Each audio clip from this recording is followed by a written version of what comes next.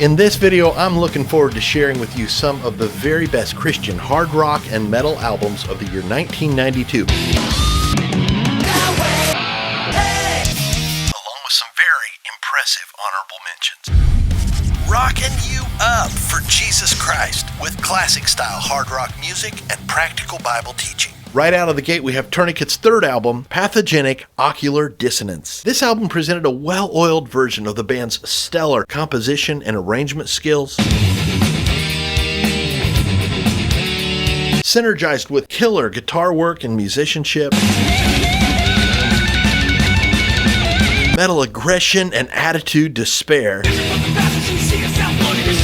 and powerful lyrics dealing with real-life issues from a Christian perspective. This album has a truly unique sound and vibe that only Tourniquet could pull off. Album number 2, another thrasher, Vengeance Rising's fourth album, Released Upon the Earth. Dude, if you're a fan of jaw-dropping, head-banging thrash metal, saturated with intense, aggressive tempos, intricate guitar riffs, and thrash-style vocals,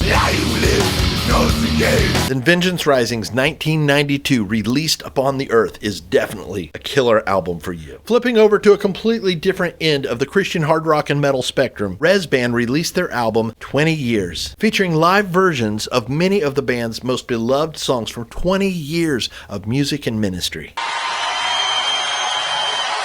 We want to welcome you tonight.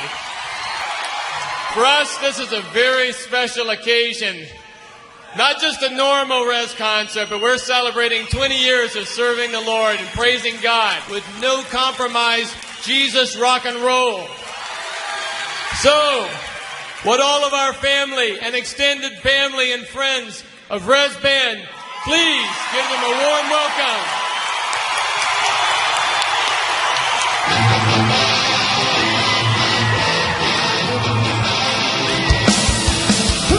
Album number 4, 1992 was the year that White Cross released High Gear. It was the band's 6th album, and there's no doubt about it, High Gear contains some really powerful songs, like Dancing in Heaven, and the power ballad In America. I grew up here in America. Album number 5, in 1992, Bride released Snakes in the Playground, which in my humble opinion is the very best album they ever released. I remember when I discovered this album, it was a couple of years after the release of it. I was still just coming into my awareness of all the great Christian rock that was out there. I was a youth pastor in Altoona, Pennsylvania. It would have been around 94, and I had a friend named Ross Hoover who was a fellow musician and was very aware of just the music scene in general. And he said, "Brad, man, you love Christian hard rock. Check this band out." And I brought it home, I dropped it in my CD player, and it stayed there all summer. Non-stop jam. Dude, with songs like Rattlesnake, Would You Die For Me, and Psychedelic Super Jesus. This album absolutely rocks from start to finish. Album number 6, Angelica's Time Is All It Takes. Big, hooky, groovy, melodic, polished, classic Christian hard rock. Killer vocals, masterful shredding lead guitar, packed with just killer songs like Gotta Get Ready, Running Wild, and Open Your Mind. Dude, this album just bangs. Album number 7, 1992 is the year that Modest Attraction released their stellar album, Get Ready. Hard driving power rock. Big choruses, heralded by riffs that just reach out and grab you, and lyrics that absolutely uncompromisingly exalt Jesus Christ. You are my father, I'm your child. This is definitely one of the highlight releases of 1992, with hard hitters like Action, King of Rock and Roll, We raise our hands to the king, I rock and roll. and Get Ready. Get ready, get ready.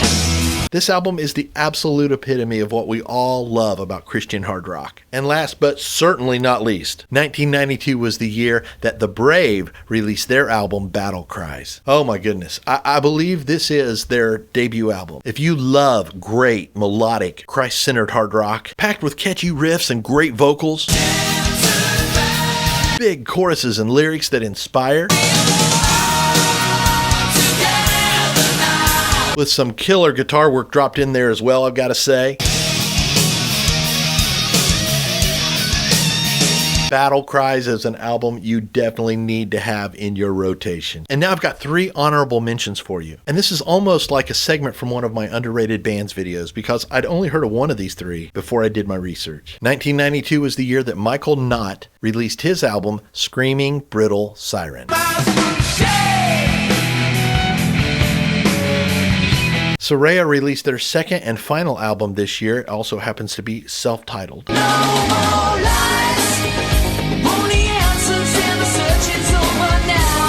And Town Crier, who I had heard of but had not listened to in years, released a killer hard rock album, Against All Evil.